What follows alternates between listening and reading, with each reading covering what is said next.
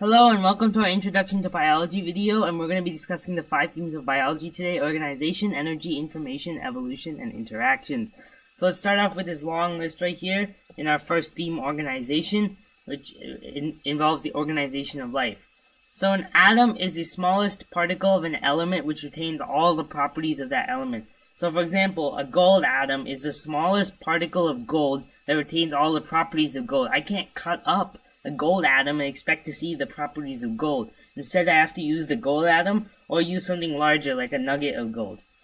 So then we have our molecule. So a molecule is what happens when you have multiple, basically two or more atoms that bind together. So let's take table salt, which is a molecule. It is composed of sodium, Na, and then chlorine, Cl, and they bind together because they have what we like to call affinity for each other due to their electrons in the outermost shells. And then we have our organelle. So an organelle is a part of a cell, like your mitochondria, or your nucleus, or chloroplast, which conducts photosynthesis in plants.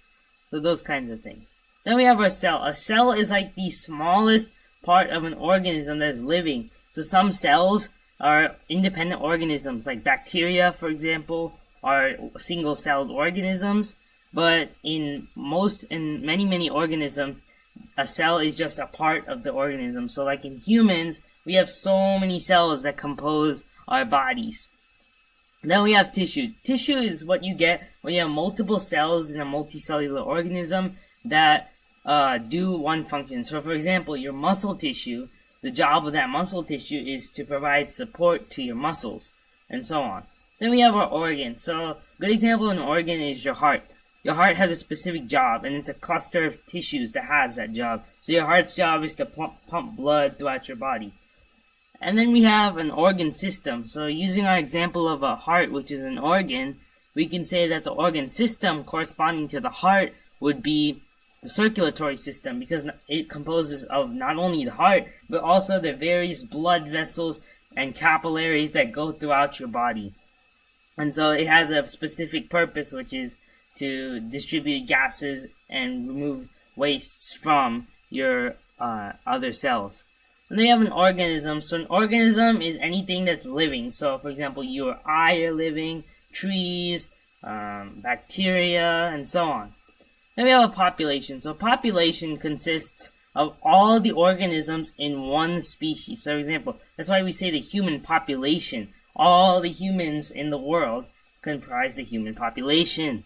Then we talk about community. So community is a bunch of living organisms which may or may not be of the same species. So for example, in a forest, the deer, the birds, the various bacteria in the soil, that would comprise a community. Then we have an ecosystem. So an ecosystem is a community plus non-living things. So for example, taking that forest again, we could have all the things that are part of the community of that forest, but also add in the non-living things like the soil or like the various rocks in the ground and so on. Then we have our biosphere, which is the totality of all life on Earth. Every living thing and also every non-living thing and so on. That is the biosphere. Then let's continue on to our organization theme. Let's continue with that. So let's talk about emergent properties. So emergent properties are new properties that emerge when we go up this long scale right here. So for example, let's take a molecule and an organelle. So molecules can't really do anything. I mean, they can bind to like other molecules, but that's about it. But on the other hand, organelles can use certain molecules to synthesize new molecules, and that's something that molecules themselves cannot do. So that's what we talk about in emergent property, is when the sum of the parts is actually less than the whole. So an organelle is really made up of many thousands of molecules, but it's not just those molecules. It can also do other things in addition to what those individual molecules can do. So then let's talk about a little bit of theory right here. So sometimes we study the small parts of an organism, like when we talk about cell biology or genetics, to understand the whole, or we may study the whole to understand the dynamic behavior of these organisms. So our second example, fields of study in biology would be say, ecology or evolution, because we're studying the whole to understand the whole, basically. So let's move on to our second theme of energy. So first, I want to really emphasize that energy cannot be lost.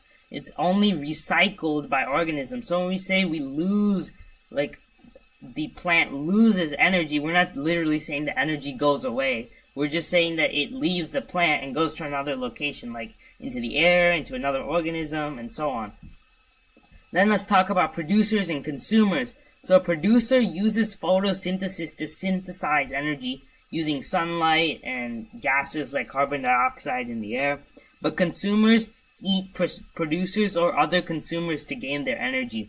And so from each energy transfer, basically anytime a consumer eats or a producer synthesizes energy, only around 10% of that energy is actually passed on. So for example, when I go and eat kale or something, then only 10% of the energy that's actually in that kale is getting passed on to me, because the other 90% was already used by the plant for its metabolism while it was living, or it was lost as heat.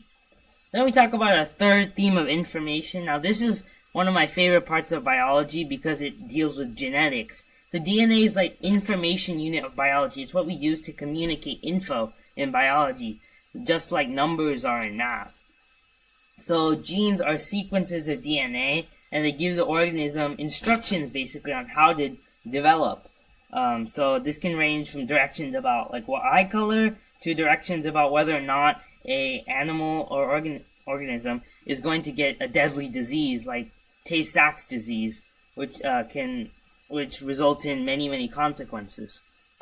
So then we have genetics, which is simply the study of heredity as seen through gene expression. So we study not only how these genes are passed on, but how proteins and the body of organisms uses the genes to actually turn that into what you can see, phenotype, as we like to call it. Then we have evolution. So evolution is the change in life forms over time, and it is so linked with our information theory. I want to really emphasize this, because the only reason the evolution happens is because the phenotypes or the traits of different organisms are different. That's why you and I probably are not the exact same people. We have things that are not in common between us because the genes that we have differ in some small way. So because of that, some phenotypes tend to do better for the environment that they're suited in, and there are other ones that don't do so well. So because of natural selection, the more favorable phenotypes tend to increase in frequency over time. And so this is why genetics and evolution are so linked together, because the genes determine the phenotypes, and so that's why they're so linked together. And another way they're linked together is through something called the Hardy-Weinberg equation. Now this is just an example, and it uses gene data like the frequency of each gene in a population to test whether that population is evolving over time. So this is a really interesting way how our information and evolution themes are closely linked. Now let's move on to our last theme of interactions. So organisms constantly interact with themselves and their environment and other organisms. Because, when a lion eats a gazelle, it's interacting with other organisms because it's eating that organism.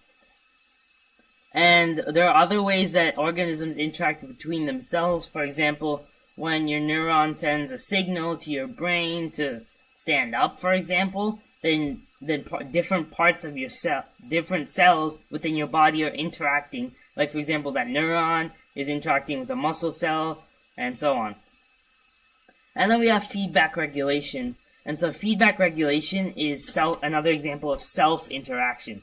So we have two types of feedback regulation. One is positive feedback. And so positive feedback is when the end product of a process speeds up the process that produced it. Whereas in negative feedback, our end product slows down the process. So for example, for positive feedback, let's give you guys an example. So when your metabolism is low, there's a gland called your thyroid gland, and it secretes something called thyroid hormone. And that hormone increases your metabolism. And so as your metabolism slowly increases, then the amount of thyroid hormone being released slows down. So that would actually be an example of negative feedback, because the process that produced the product is actually getting slowed down by the product itself. And then there are other examples of positive feedback, like when your body, when there's a process that has to, like for example, blood clotting would be a good example. When we have one platelet, as we like to call it, that blocks that starts to clot, and then other platelets join in, and it keeps on going until the end when the clot is finished, and then negative feedback takes over when the platelets slowly dissipate and go about their normal lives, I guess, and get ready for the next possible clot. So I hope you guys enjoy our introduction to biology video, where we cover our 5 themes of biology: organization, energy, information, evolution, and interactions. Hope to see you guys next